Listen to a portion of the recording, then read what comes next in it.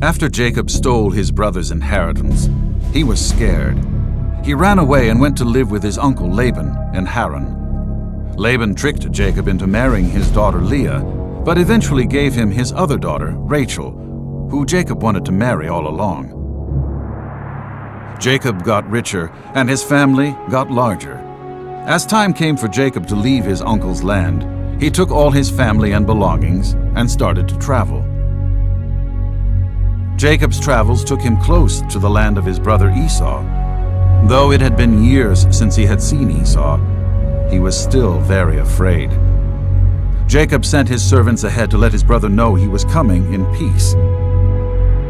Esau came with 400 men, and that terrified Jacob. Jacob prepared some gifts to send ahead to his brother. He also asked Leah and her children to go ahead while he followed. Jacob was still very scared and decided to spend the night alone while he was preparing and waiting to meet his brother Esau. That night, as he was alone, Jacob saw a figure emerge from the dark. His fears gripped him. Could this be Esau? Was Esau now trying to murder him in this lonely wilderness in the dark of night? Jacob was not going to let himself be harmed, so he decided to go on the attack.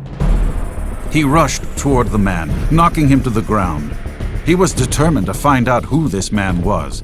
He would wrestle this man as if his life depended upon it.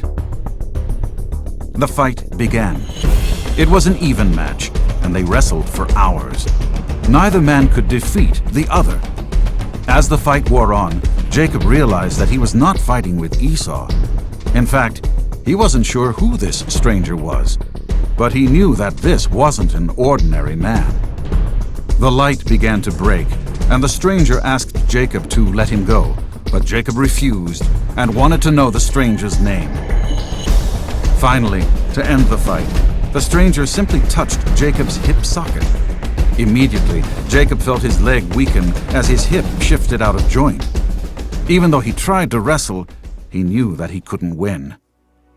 "Now, let me go," the man said to Jacob. "It's morning." But Jacob knew that this was no ordinary man. This was a messenger of God. In spite of his pain, Jacob had a hold of him. "I won't let you go unless you bless me," Jacob said. "What is your name?" the man asked. "Jacob." Then the man blessed him. "Your name is now Israel. You have fought with God and men, and you were victorious." Something very special had just happened to Jacob.